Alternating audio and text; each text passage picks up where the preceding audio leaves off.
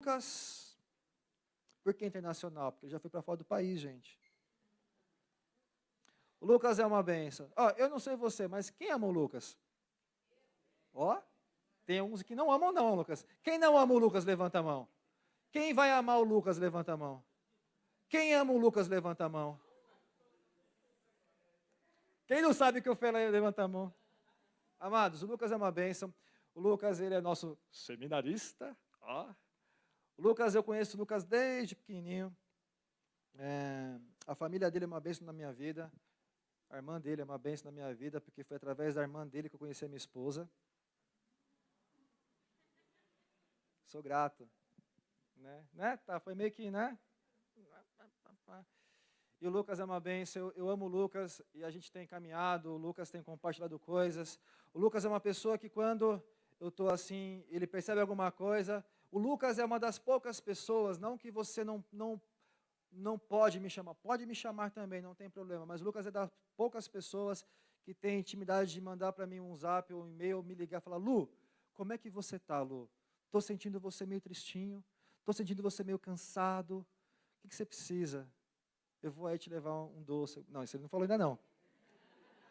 Mas ele tem a liberdade de me chamar de amigo, de Lu, e a gente conversar e compartilhar. Eu tenho essa liberdade da gente estar andando junto, caminhando junto.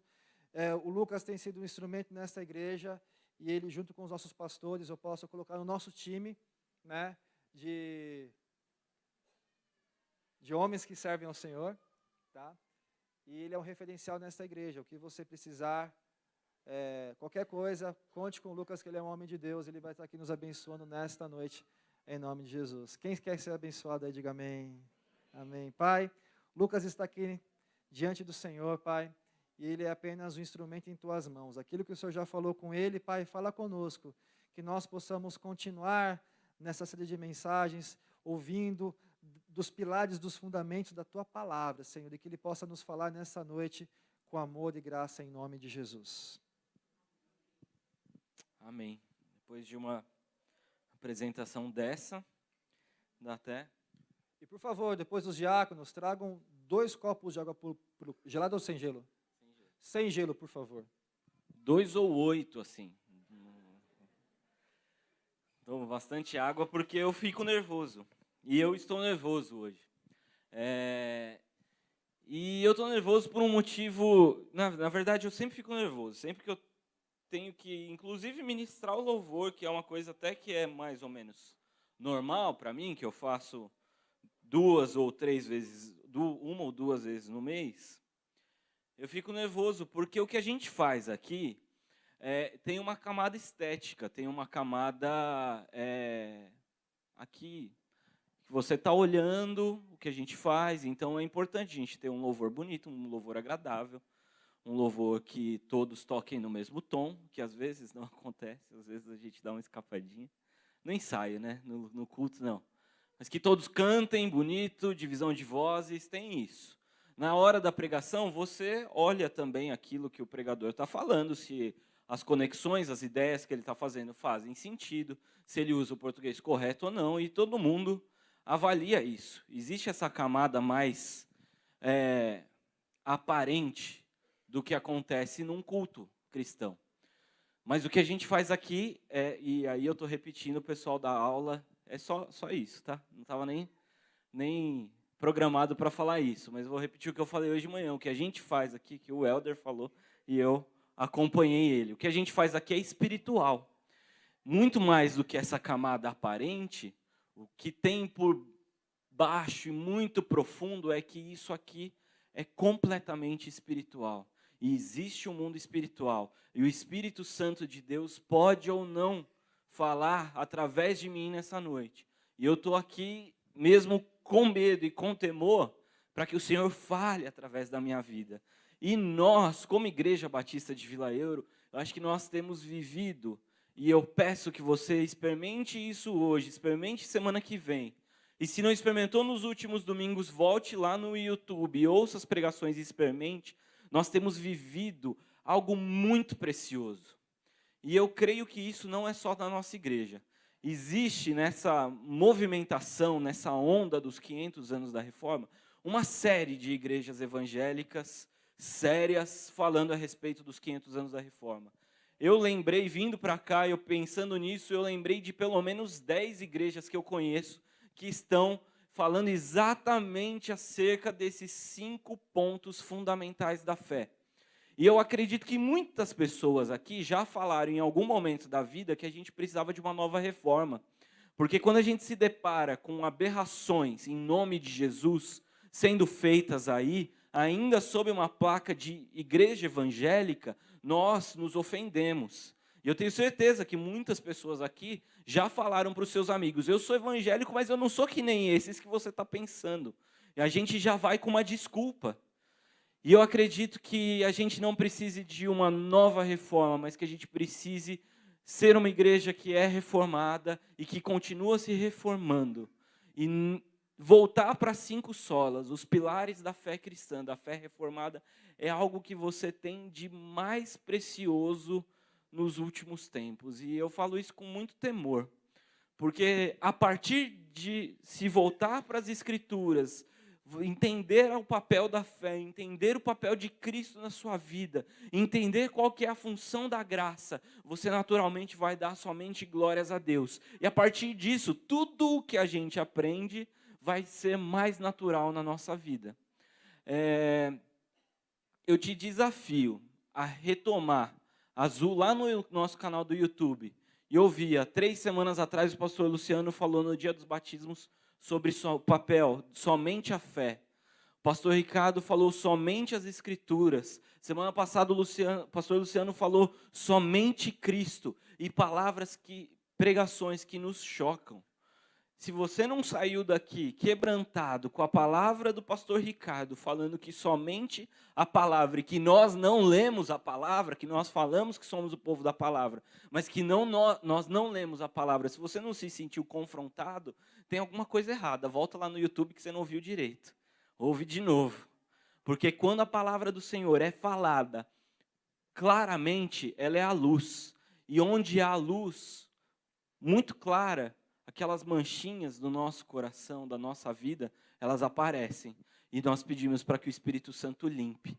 Então eu peço que o Senhor trabalhe na minha vida nessa noite, para que eu e você possamos entender qual é o papel da graça do Senhor na minha e na sua vida, na existência humana. Eu gostaria de convidar e estudar isso a partir de 2 textos. O primeiro está em Romanos 3, 23 e 24. Gostaria que você abrisse.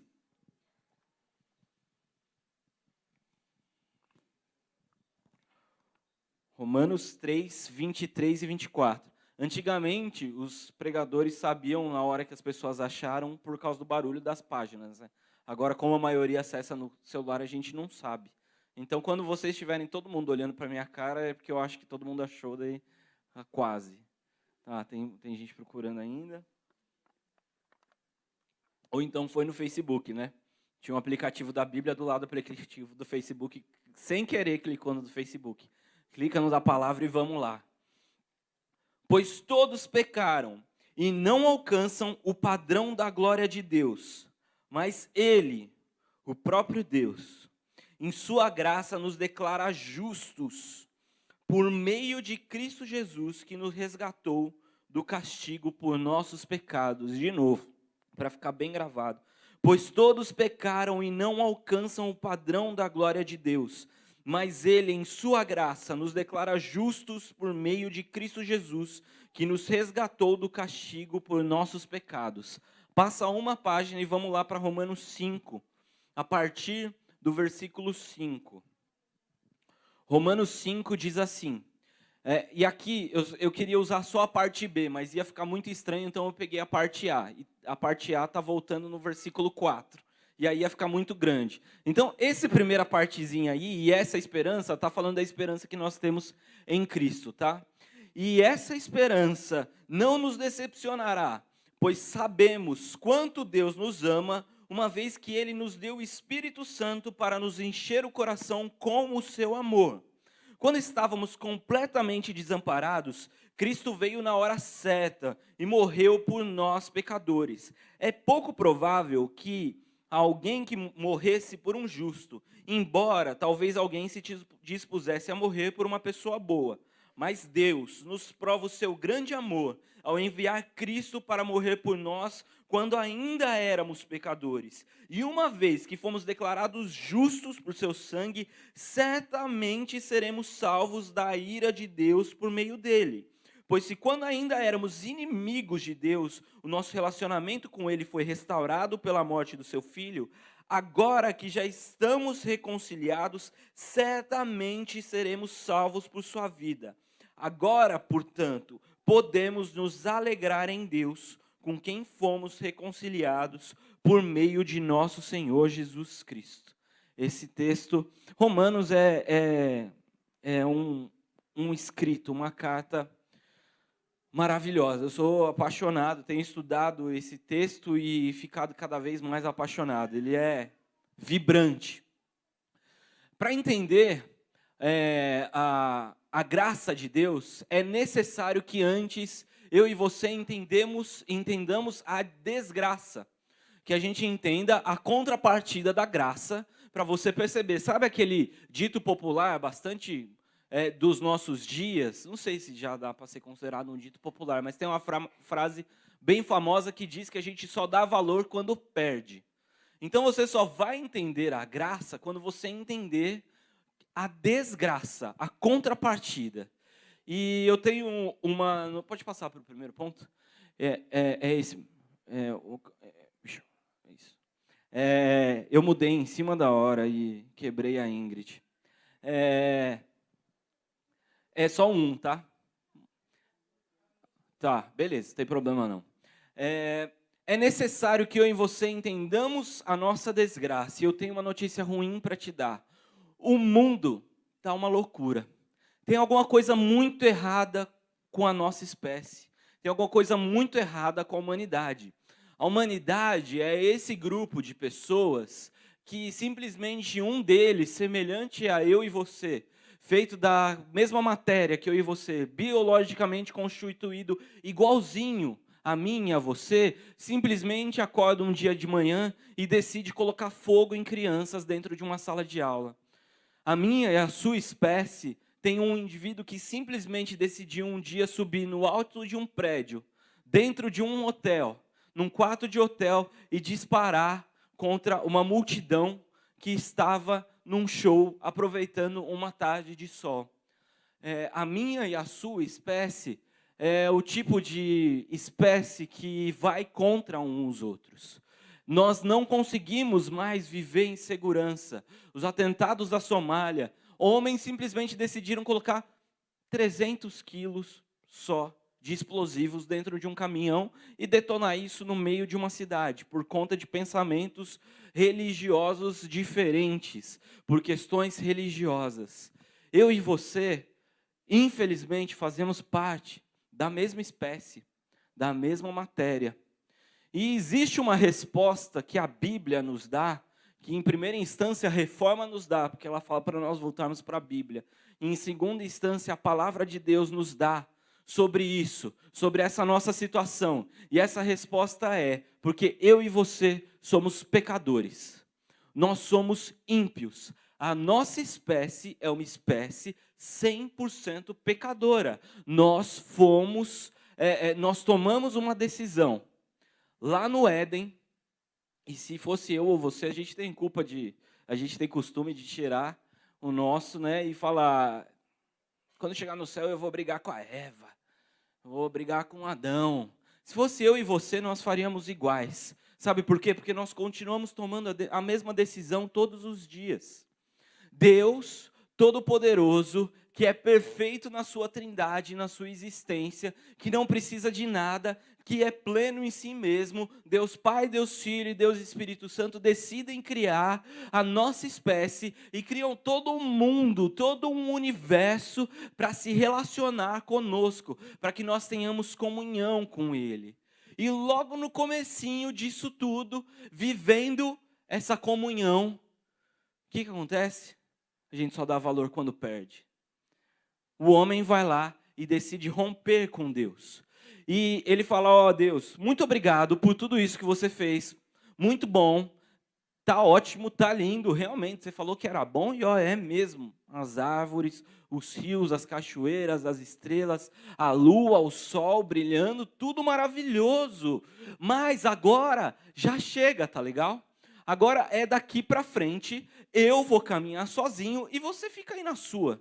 A gente não precisa se relacionar mais. Eu acho que eu sou autossuficiente, eu sou bom o suficiente para caminhar sozinho. Então, Deus, muito obrigado, mas daqui em diante eu quero que você suma da minha vida. Eu podia falar mais forte, eu ia falar mais forte, e eu vou falar. Aqui a gente fala para Deus, em outras palavras, com o nosso pecado é Deus. Muito obrigado por tudo, mas agora é melhor que você morra na minha vida. É melhor que você deixe de existir e que eu caminhe sozinho. Uma pregação que tem até agora ecoado na minha vida foi que o pastor Diego fez lá no acampamento dos jovens. E falando a respeito do texto do filho pródigo, ele falou exatamente isso. O filho mais novo fala para o pai, dentro da cultura judaica, dentro de todo aquele movimento em que aquela história está colocada, ele fala, pai, eu quero que você morra para mim. Porque ele não tinha direito de pedir a sua parte, com o pai ainda vivo. Quando ele pede a sua herança, ele fala, o que está simbolizando é que você morreu para mim, e agora eu quero ter direito à minha herança. Quando eu e você pecamos, nós fazemos o mesmo movimento. Nós falamos, Deus, se você é mais próximo de Deus, tem ali uma religiosidade, você fala, Deus, obrigado, mas da agora em diante me deixa sozinho. Se você já não gosta muito desse negócio de Deus, você ainda coloca a culpa nele e fala, você me colocou nesse mundo caótico, nesse mundo em que um cara decide colocar fogo em crianças e a culpa é sua, então eu quero viver completamente longe de você. Porque existe uma maldade em você, você é um Deus mau. Olha esse mundo, que bagunça. Muitas vezes nós pensamos dessa forma, mas isso só acontece porque eu e você tomamos, antes de mais nada, a decisão de dizer, Deus, obrigado, eu quero viver de acordo com a minha vontade, eu quero viver de acordo com os meus pensamentos, com o meu intelecto, com as minhas capacidades, com o meu dinheiro, com aquilo que eu acho que é certo, com o meu padrão de moral, com o meu padrão de tudo, e me deixa aqui sozinho de boa. Eu prefiro ficar assim. Deus, isso eu vou falar no terceiro ponto, deixa para lá. Vou falar depois. Ainda bem que o terceiro não está aparecendo. E diante disso nós começamos a viver sozinhos, nós começamos a viver de acordo com a nossa vontade. Só que nós fomos criados para viver em Deus, imersos em Deus, rodeado das coisas de Deus, rodeado da presença de Deus, como o homem estava no Éden, como o homem estava no paraíso. Nós somos criados para isso. Só que quando nós rompemos com Deus, Deus é justo, Deus é bom, e Ele fala, tá bom, então agora você vai ver de acordo com as tuas vontades. E aí as coisas começam a dar errado. Já tem ali na figura de Gênesis 3, a primeira morte. Um animal precisa morrer para que Deus coloque roupa nas pessoas. Já existe uma questão fora. Lembra que o salário do pecado é a morte? Então, a primeira morte acontece, daqui a pouco um filho mata o outro, daqui a pouco está acontecendo Babel, daqui a pouco está acontecendo o dilúvio, e o mundo começa a caminhar dessa forma por causa do pecado. E aí eu e você, que fomos criados para estarmos em Deus, e agora estamos em pecado, imersos dentro do pecado, rodeado de pecado e de maldade por todos os lados, e a gente não consegue nem caminhar tranquilamente na rua. A gente precisa criar muros, a gente precisa criar carro blindado, a gente precisa criar planos de saúde, hospitais, porque a maldade está por todo lado, e a doença vem por conta da maldade, e tudo que é ruim vem por conta do nosso pecado. Nós nos vemos numa situação completamente desamparados, como o texto diz.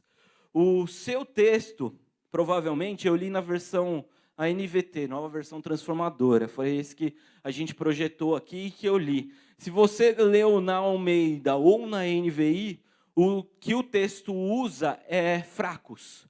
No lugar de desamparados, ele usa fracos. Nós nos vemos fracos, completamente impossibilitados de, pelas nossas próprias forças, lutar contra esse sistema opressor, maldito, maligno. Lembra que o mundo jaz no maligno? Completamente maligno, que nos oprime, que nos faz sofrer, que nos faz chorar, que nos faz ranger os dentes, e não só como vítima, mas também por causa da nossa maldade, nosso pecado, agir como opressores, como ofensores, como aqueles que oprimem, como aqueles que faltam com a bondade, às vezes como aqueles que agem com a maldade.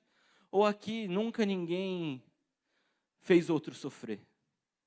Tenho certeza que aqui nesse auditório, 100% de nós, em algum momento da nossa vida, a gente já falou ou fez alguma coisa que trouxe dor, que trouxe sofrimento, que trouxe angústia na vida de outra pessoa.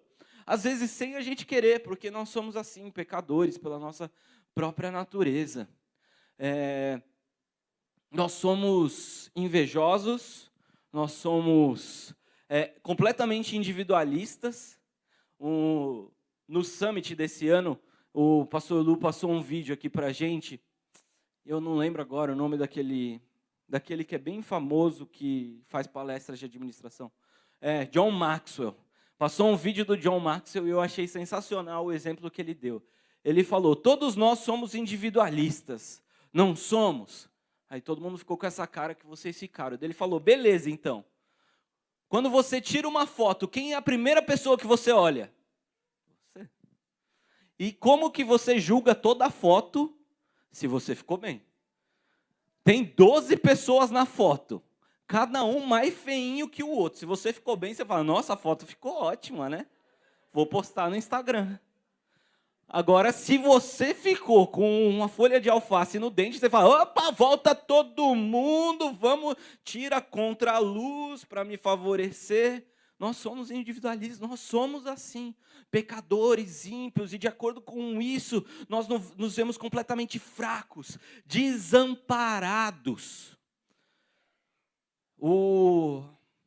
Quando, lá no Velho Testamento, o rei Davi sobe ao trono, ele tinha feito um juramento para o amigo dele, que era filho do rei anterior, né? E ele fala assim, para Jonatas, eu vou cuidar da sua família. Eu vou cuidar. Jonatas via que era a vontade de Deus que Davi fosse rei. O pai dele não. E aí o rei Davi fala para Jonatas, eu vou cuidar da sua família. E aí quando Davi sobe ao trono, existe uma pessoa que sobrou da família, que é um tal de Mefibosete, que era aleijado, paraplégico, morava distante. E se imagina, se é difícil a vida de um paraplégico hoje, imagina naquela época, que as pessoas só tinham valor pela sua capacidade de gerar lucro, de trabalho. Então ele era um imprestável, ele era considerado até mesmo pela lei, ele era considerado alguém que era de uma classe menor. E aí o rei Davi chama Mefibosete, e quando ele chama Mefibosete, provavelmente esse cara falou, agora eu vou morrer. Porque quando um rei de uma dinastia diferente da anterior sobe ao trono, ele mata toda a família para ninguém pleitear o trono. E daí ele vai, chama Mefibosete, e ele fala, Mefibosete, vem cá. E aí Mefibosete, essa pessoa completamente sem nenhum tipo de possibilidade, que não era amado pelos seus próximos, ele é convidado a sentar à mesa do rei. Isso é para o final, né? Já estou antecipando. Mas ele era completamente desamparado. Ele não tinha nenhuma condição de defender a si mesmo diante de um rei todo-poderoso. Quando eu e você nos deparamos com situações em que nós ficamos completamente desamparados, nós lembramos de Deus. Vindo para cá hoje, eu estava bem nervoso em casa, estava bem tenso, e a Mari tinha ensaio 5 horas da tarde aqui na igreja. Eu falei, vai você de carro, eu vou depois de Uber, porque eu consigo rever alguns pontos, pensar um pouco mais. Eu descobri que esse negócio de fazer a pregação muito tempo antes é pior do que fazer em cima da hora, viu, Diego? O pastor Lu também. O pastor Diego sempre fala comigo, né? E a gente divide essa questão de fazer meio que nos últimos momentos. Eu terminei a pregação quinta-feira e fiquei pensando nela esses dias todos. E, meu Deus, que agonia! Não, eu preciso ver de novo, eu preciso repensar, eu preciso ver o que eu vou falar aqui, que exemplo que eu vou dar aqui. E eu estava bastante nervoso, vim de Uber, e o cara do Uber me contou de uma história de uma vez que o GPS colocou ele num lugar que não devia, ele caiu num lugar completamente escuro, quase que no meio de uma floresta, sem ninguém por perto, e ele teve que ficar ali no carro das 2 da manhã às 5:30 da manhã, quando teve a chance de avistar alguém por perto. E aí ele me falou, ali foi só na fé em Deus, não sei o quê, não sei o quê.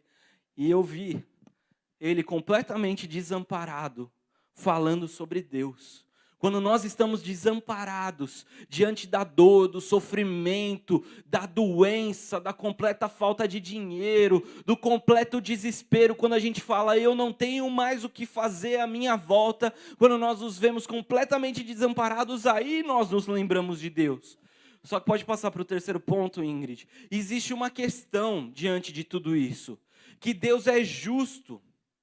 E eu e você dissemos para Ele, quando nós pecamos, que nós não queremos nada com Ele. Quando nós pecamos, nós falamos, você fica lá, eu fico aqui, e eu não quero ter parte nenhuma com você. Você vive o seu mundinho, se você existir, e eu vou conquistar aquilo que eu acho que eu preciso, de acordo com as minhas forças. E isso, imagina o Deus todo criador, que cria todas as coisas boas, perfeitas, que cria você para estar imerso nele, e você decide contrariá-lo, e viver imerso no pecado. O texto é muito claro quando diz, e isso é muito difícil da gente pregar, e aqui vem um pouco da minha ansiedade na pregação de hoje, porque é muito difícil a gente falar sobre a ira de Deus, mas não tem como falar da graça sem falar da ira. O texto diz assim,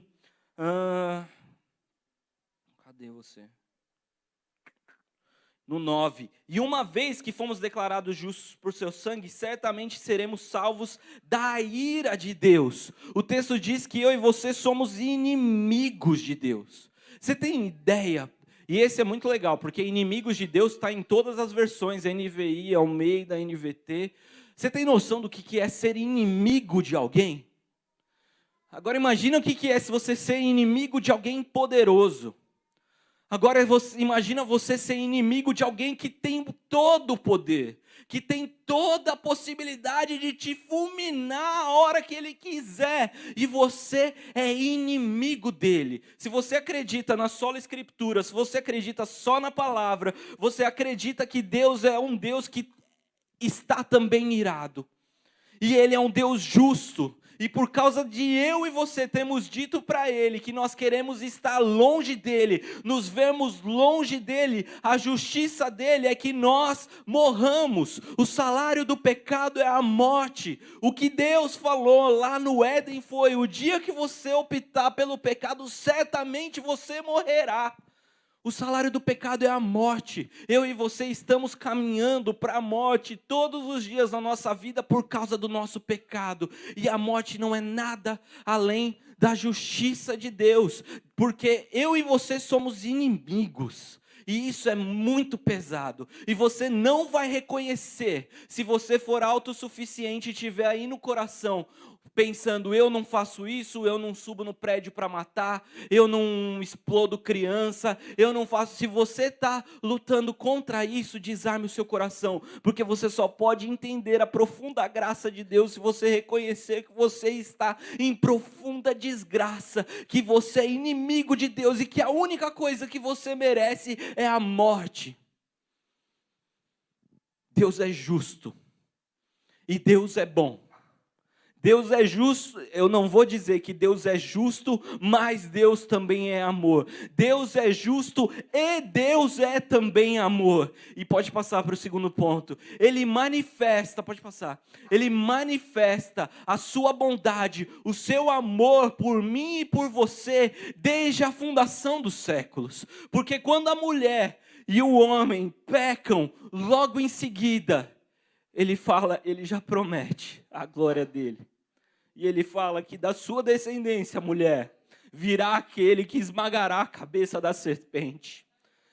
Um pouco de tempo depois, ele fala para Abraão, reafirma em Isaac, reafirma de novo em Jacó, pela descendência de vocês, eu farei bendita todas as nações da terra. São só palavras de amor, de bondade.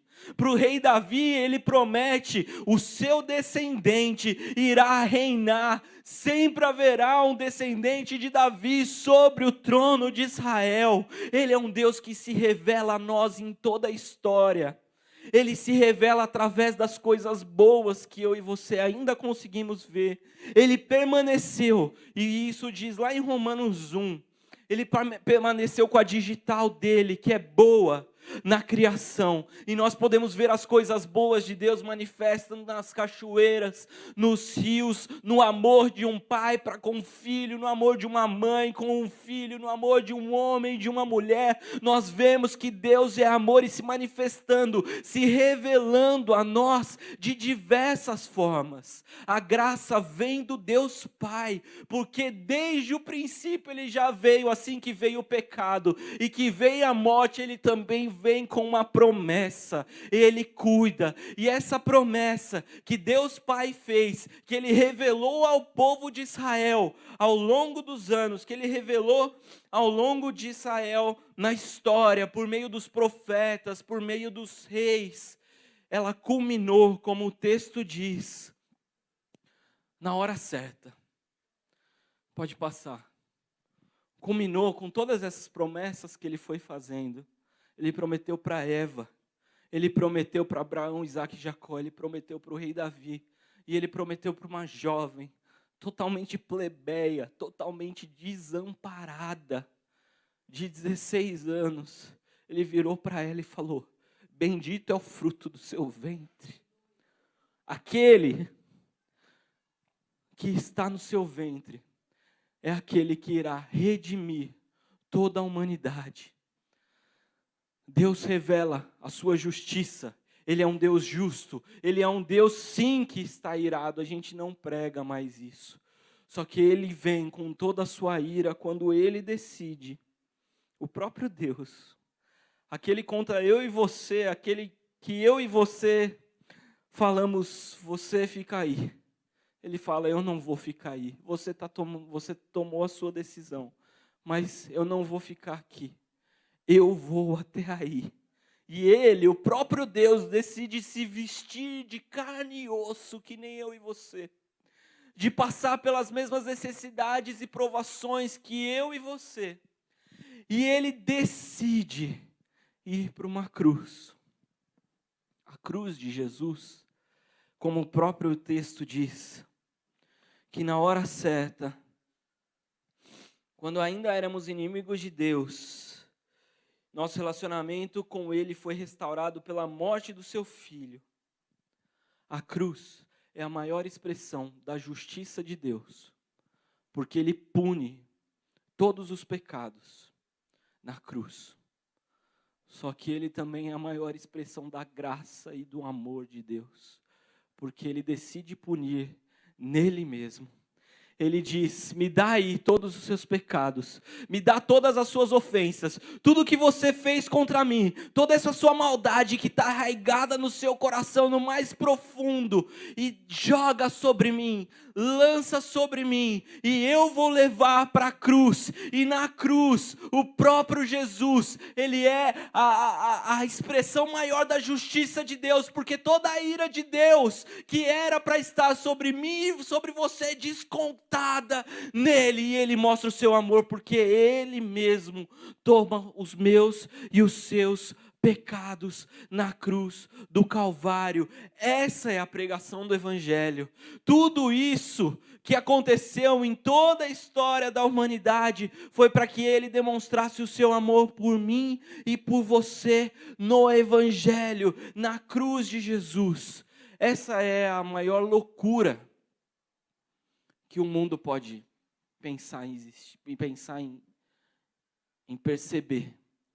E é por isso que nenhuma outra religião no mundo vai ter uma figura parecida.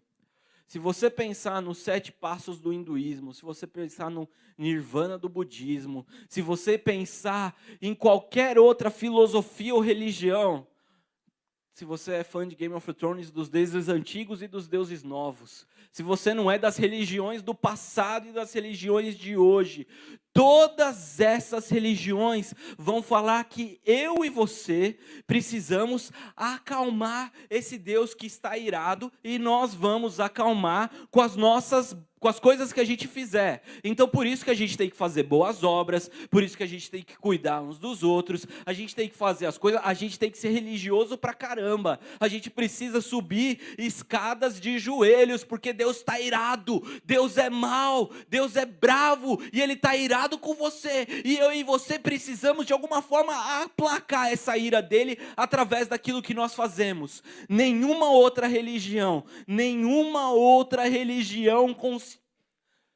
é só Deus. Porque a mente humana nunca conseguiria imaginar um Deus irado que decide descontar a ira nele mesmo. Isso é contra a minha e a sua lógica. Quando eu e você, ou você, sem Deus, longe de Deus, em pecado, queremos amar aqueles que nos ofendem, amar os nossos inimigos, a gente nunca quer isso. Quando alguém rouba o nosso carro, quando alguém passa uma rasteira no nosso trabalho, quando alguém nos ofende, quando alguém briga conosco, quando alguém faz alguma coisa que nós somos alvos de injustiça, nós clamamos por justiça, nós queremos justiça. Deus é um Deus justo e Ele também é amor. Nós queremos a justiça, nenhum de nós, em plena consciência, imersos no pecado, vamos amar aos nossos ofensores. A gente só consegue isso por causa de Jesus. Não existe nada, presta atenção, isso é o Evangelho, por isso que eu falo que a gente precisa voltar a estudar 5 solas, estudar os 5 somentes, porque não existe nada. Pensa naquilo de melhor que você pode fazer para Deus.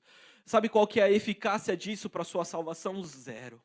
Era a mesma coisa de você ter feito nada. Sabe por quê? Eu estou dedicando... Não vou dar meu exemplo. Sabe por que o pastor Luciano, o pastor Diego dedicam a vida deles em pregar o Evangelho? Não é porque eles querem ser salvos, é porque eles já foram salvos. Você sabe por quê que as pessoas dedicam a vida indo para os campos missionários e falando e amando uns aos outros, e a gente vê histórias maravilhosas de pessoas que perdoaram os assassinos dos seus familiares, como foi dito hoje no EBD lá de cima. Quando nós ouvimos essas histórias maravilhosas, é porque Deus está envolvido, porque o ser humano, por você mesmo, não consegue fazer. Eu e você somos ruins. Eu e você somos maus, e quando nós somos alvo da injustiça, nós clamamos por justiça. Bandido bom é bandido morto. Justiça, nós clamamos por justiça, nós queremos justiça, só que nós só queremos a justiça quando nós somos os ofendidos. Quando nós somos os ofensores, nós queremos graça, nós clamamos por graça, e Deus em Cristo Jesus reconcilia o mundo em graça, e não somente em justiça e em amor, que são a sua expressão de graça, de bondade, de amor, dizendo para você: meu filho, você me negou, você pediu a minha morte, mas eu te amo com um amor profundo, com um amor maravilhoso. E por mais que você tenha uma vida aqui nessa terra curta, e por mais que você vai morrer um dia aqui, o que eu te ofereço é uma vida eterna. O que eu te ofereço é uma vida completa. O texto bíblico, ele nos ensina isso, que ele vai de paraíso a paraíso. A nossa história não termina aqui, por causa da graça de Deus, por causa da bondade de Deus. Eu e você temos a esperança de um novo lugar, uma nova Jerusalém, e por mais que no paraíso o homem disse: Deus, eu quero estar à parte de você, Ele reconcilia o mundo em si na cruz e nos transporta direto de novo para a nova Jerusalém, uma nova terra, novos céus, uma nova terra onde não haverá mais dor, não haverá mais sofrimento, não haverá mais doença, não haverá mais bandido, não haverá mais choro, porque nós vamos entrar, e o texto de Apocalipse 3 diz isso, que que nós vamos, 3 não, 21 eu acho, a gente vai entrar no céu com uma lágrima escorrendo, porque esse mundo é mau, imerso em pecado, nós estamos envoltos no meio de pecado por todos os lados, a maldade está por todo lado, e nós vamos chegar chorando, mas a última lágrima Ele enxugará do nosso rosto. O próprio Deus diz que enxugará a sua lágrima, e nunca mais você vai chorar, nunca mais haverá choro, nunca mais haverá dor, nunca mais haverá sofrimento, não haverá mais doenças, não haverá mais necessidades, porque com corpos glorificados nós vamos estar com Cristo por toda a eternidade, e isso é graça. Isso é a graça de Deus, que nos redime no Deus Filho. E pode passar para o próximo. Essa loucura toda só dá para a gente entender pelo Espírito Santo de Deus. Não existe outra forma do ser humano entender. Olha que doideira. Eu acho muito legal que a gente só pensa na ideia de julgamento quando a gente está falando do Apocalipse, né? Dos últimos dias, juízo final, essas coisas. E realmente é uma ideia legal, jurídica. Eu e você somos culpados. Eu e você somos ofensores. Nós fizemos algo que nós não devíamos. E existia uma condição, existia uma lei. O dia que você pecar, você certamente morrerá. É uma coisa lógica, existe uma lei. E eu e você estamos nesse tribunal porque eu e você pecamos. Porque todos pecaram e não alcançam esse padrão da glória de Deus. Eu e você estamos no tribunal. E sentado lá na mesa está um juiz que é justo, que ele é incorruptível. Isso aqui é sensacional. Ele é insubornável. E eu vou voltar um pouquinho, mas isso aqui é importante falar. Eu e você, muitas vezes, com as nossas obras, a gente quer de uma forma não clara, não evidente, não pensada, mas o que nós queremos no fundo do nosso coração é subornar a Deus para uma vaguinha no céu. Então eu vou jejuar bastante, eu vou orar bastante, eu vou subir as escadas, eu vou ir para o meio do Tibete e meditar com incensos ao redor de mim e fazer todo aquele movimento, porque eu de alguma forma quero subornar a Deus por uma vaguinha no céu. Só que o juiz que está nessa sala de julgamento, ele é um juiz justo, insubornável. Só que ele também, manifesto no seu Filho, é o advogado, é o seu advogado de defesa. E quando é proclamada a sentença, o próprio advogado fala: eu vou tomar sobre mim essa sentença. A gente pensa nessa ideia de julgamento só quando fala, e geralmente fala em termos de piada, e eu já falei isso, eu sei que o pastor Lúcio já falou, e não é que está errado, mas eu acho que tem uma coisa assim, um pouquinho, e a gente fala isso até em termos de piada, do data show celestial, né? A gente fala que a gente vai estar lá, todo mundo numa grande sala de cinema, e vai lá, agora Lucas de Souza Pereira, vlá! Essa foi a sua vida, e todos os seus, é isso que falam, né? Que todos os seus pecados vão passar. Para aquele que entendeu a mensagem da cruz, que se reconheceu em desgraça, que entendeu a graça, que por meio da fé na morte vicária de Cristo Jesus aceitou isso, só vai ter um slide nessa apresentação. Esse slide ele vai ser vermelho, da cor do sangue. E vai estar escrito: justificado. Os nossos pecados foram apagados. Os nossos pecados não existem mais para Deus. Nós somos justificados. Como o texto disse, certamente seremos salvos por sua vida. Pela vida de Cristo Jesus, eu e você somos salvos, justificados. Já não há condenação. Já não haverá condenação depois do fim do vídeo. Não haverá condenação na ressurreição dos mortos. O texto é claro, ele diz: já não há condenação. Para quem? Para quem não está mais imerso no pecado. Para aqueles que estão imersos em Cristo Jesus. Nós somos santificados pelo Deus Espírito Santo, pela mão do Espírito Santo, nós entendemos essa revelação só consegue entrar na mente daquele que é iluminado pelo Espírito Santo. Então ele é o juiz, mas ele é o advogado, ele é todas as pessoas, só existe eu e você, eu naquela sala e Deus, você e Deus, e toda a culpa Deus te aponta, mas Ele mesmo toma sobre Ele, e isso nós só vamos entender também por Ele, pelo Deus Espírito Santo. É a Trindade inteira manifestando a graça. A manifestação da graça, ela alcança o seu nível máximo em Jesus Cristo, mas Deus está completamente comprometido com a sua graça. Não é só o Filho que está comprometido com a graça. O Deus Pai está comprometido com a graça. O Deus Espírito Santo está comprometido com a graça em te iluminar. E pode passar para o próximo ponto. E aqui eu já pego a estrada para o final. Essa foi boa, hein, amor? Nota aí. Porque eu sempre falava, agora eu estou quase terminando. Daí a Mari falava, não fala isso, porque você fala mais 10 minutos e você não está quase terminando. Agora eu vou pegar a estrada para o final. Então o final está ali na frente, vai demorar ainda um pouquinho, mas estou quase. O Espírito Santo nos ilumina, e por causa da iluminação do Espírito Santo, eu e você temos a condição de responder à graça de Deus. E aí, pode passar os dois. E aí, nós fazemos sim as boas obras. Nós fazemos sim o jejum, a oração. Nós nos dedicamos em oração. Nós viemos à igreja para louvar a Deus. Mas tudo isso não é porque a gente quer pagar metade da nossa entrada no céu. É porque nós entendemos que nós não podemos fazer nada. Que nada que nós fazemos é útil para a nossa salvação. Mas que pela iluminação do Espírito Santo de Deus, a gente só consegue viver de duas formas que o texto aponta. Nós vivemos manifestando o amor de Deus.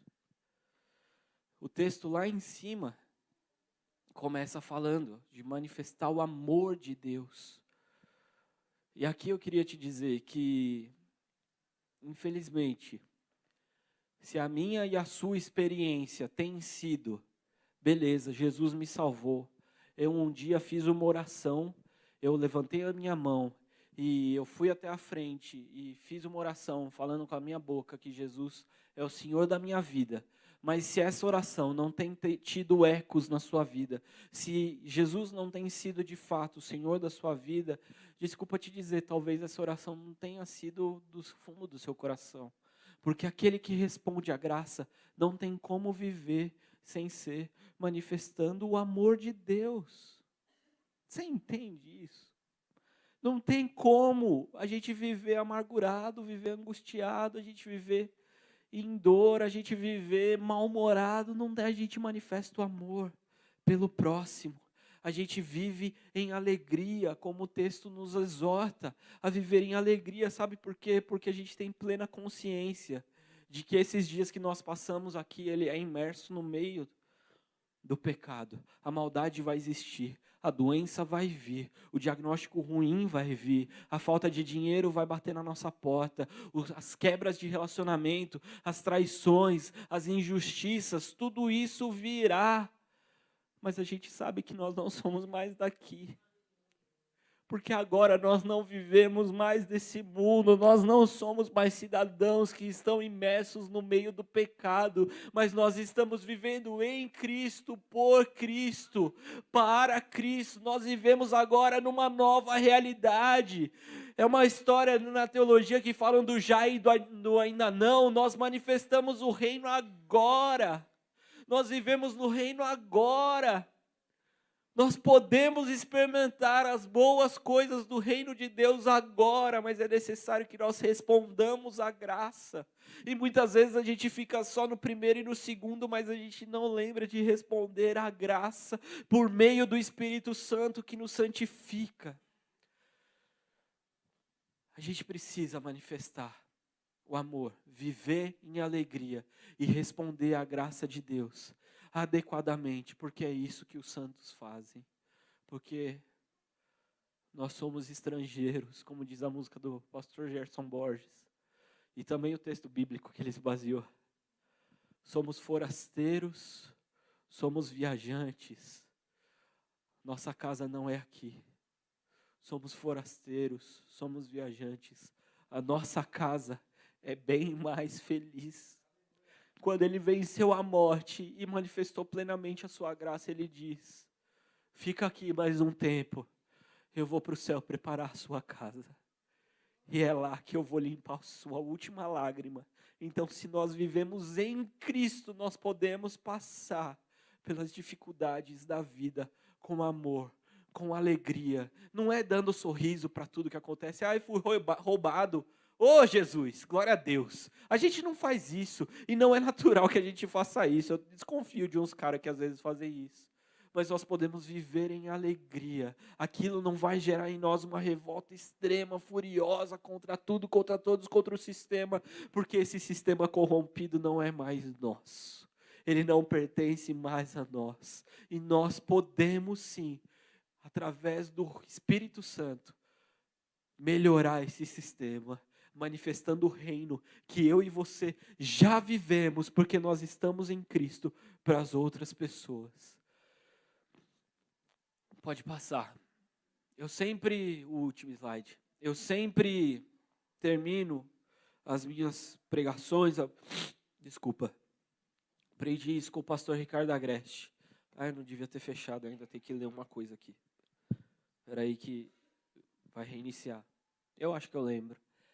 Eu sempre termino com para refletir e praticar, para que a gente saia daqui pensando naquilo que foi falado e como que a gente consegue praticar. E eu sempre faço em termos de perguntas. Espera aí, só um minutinho. Eu sempre faço em termos de perguntas, mas hoje eu queria fazer o para refletir e praticar em uma história e um vídeo. Aqui está a partitura sendo mostrada para vocês, a partitura de uma música chamada Amazing Grace. Essa é uma música, ó, aqui tem o nomezinho, John Newton, 1779. Essa música, para quem não conhece, ela não é tão popular assim no Brasil, mas ela é muito popular no mundo. Ela está no seu inário. Quem aqui tem inário? Só... Caramba, é mais do que eu imaginava. Eu não tenho lá em casa. Cantor cristão, né? Desculpa. A veia presbiteriana falando, não. Cantor cristão. Ela está no seu cantor cristão. Ela tem algumas versões em português. Ela é traduzida como Sublime Graça ou como Maravilhosa Graça. Tem algumas versões. O João Alexandre gravou. Mas ela não é assim uma música tão fácil de traduzir para o português e ela não pegou tanto. Mas ela é considerada a música mais tocada em toda a história do mundo. Hoje em dia, existe uma estimativa de que ela seja tocada pelo menos 10 milhões de vezes num ano ao redor do globo. Ela foi muito recentemente, não tão recentemente, mas alguns anos atrás, ela foi trilha sonora de um filme, uma música de 1779, sendo hoje trilha sonora de um filme, chamada 12 Anos de Escravidão. Esse filme relata a dor dos escravos americanos durante todo o processo de abolição da escravatura. E essa música ela tem uma intimidade muito grande com os escravos negros norte-americanos cristãos. Foi dali que surgiu toda essa ideia do gospel e por aí vem dos negros cristãos, na sua maior essência, na sua grande maioria, inclusive batistas, que eram escravizados na América do Norte, lá no século XVIII. E essa música ela era um hino para eles. Eles cantavam essa música que fala a respeito da maravilhosa graça de Deus. A graça que eu e você lembramos aqui nessa noite, ela é cantada pelo mundo que não entende a graça pelo menos 10 milhões de vezes no ano. Deus, lembra daquilo que eu falei, que Deus se manifestou em toda a história? Ele continua se manifestando, lembrando o mundo da maravilhosa graça. A maravilhosa graça. Essa música é extremamente famosa. Pessoas que não entendem a maravilhosa graça cantam tocam a respeito da maravilhosa graça. Essa música ela tem algumas curiosidades. Uma delas é que ela pode ser tocada apenas com 5 notas pretas do piano. É até uma curiosidade, uma relação interessante, por conta de ser a música dos negros. Ela pode ser tocada apenas por 5 notas do piano, 5 notas negras, 5 teclas pretas do piano. E a história dessa música tão famosa, e que é tocada até hoje, que é considerada a música mais tocada na história, em toda a história do compositor, John Newton.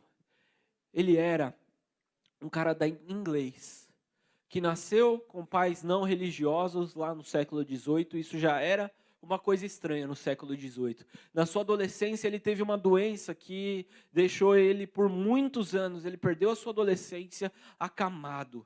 E ele se revoltou contra Deus. Então, se ele já não tinha uma base religiosa, ele falou: esse Deus que pregam por aí, ele não existe, porque ele não me ama, porque ele me deixou numa cama durante toda a minha adolescência, eu perdi a minha vida.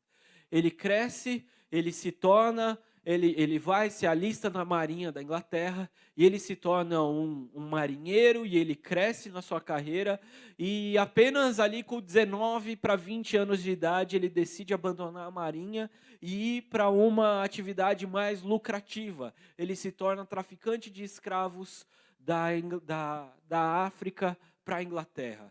Ele decide viver a sua vida trazendo pessoas, subjugando seres humanos para serem escravos na sua terra. O navio que ele era capitão tinha uma carga de 6.000 pessoas. Ela tinha uma capacidade de 6.000 escravos. E durante essas várias viagens que ele fez, se existia um escravo que na cabeça dele era uma mercadoria, se uma mercadoria tivesse estragada, ficasse doente, mata, joga para fora do rio, porque ele pode espalhar e pode estragar toda a mercadoria. Então ele simplesmente descartava a mercadoria que para ele não era importante. Se aconteceu uma vez em que ele teve que descartar toda a mercadoria, porque houve uma grande epidemia dentro do navio dele, e ele precisou dar uma viagem perdida e descartar 6.000 homens mortos no meio do oceano pela mão de John Newton.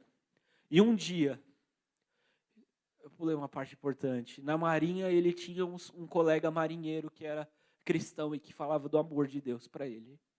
E um dia, numa dessas viagens, ele se vê deparado com uma grande tempestade. Uma tempestade em que ele se viu completamente desamparado. Ele não tinha mais o que fazer, toda a habilidade dele enquanto capitão não era capaz suficiente de tirá-lo daquela situação. Então ele se vê completamente desamparado, ele se vê completamente desesperado, ele lembra daquele seu amigo falando que Deus era bom, e ele fala: Deus, se você existir e me tirar dessa, eu vou te servir por toda a minha vida. Ele é salvo. E aí ele dedica toda a sua vida como um cristão. Ele se torna um pastor anglicano. Ele escreve essa canção falando a respeito da maravilhosa graça de Deus. Que doce o som que olhou para um pecador como eu. Em outra parte ele fala que lavou todos os meus pecados.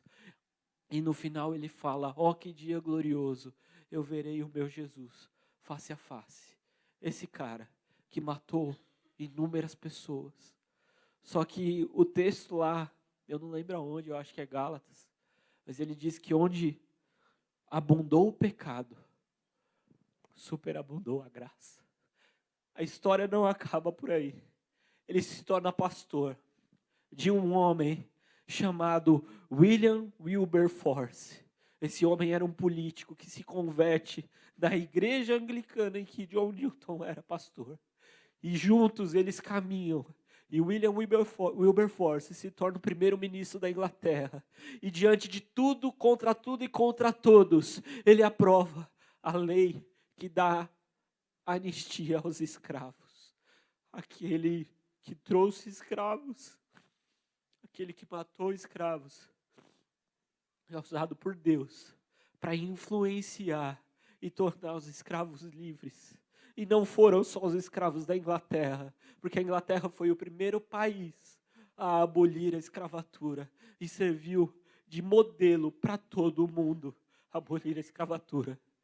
Por causa de um homem pecador que se viu desamparado, que se percebeu o inimigo de Deus, reconheceu-se em desgraça, entendeu que Deus era bondoso, que Deus era gracioso, e respondeu à graça de Deus com amor e com alegria.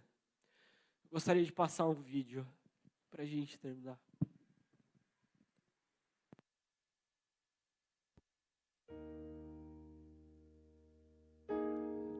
Essa é a música Amazing Grace.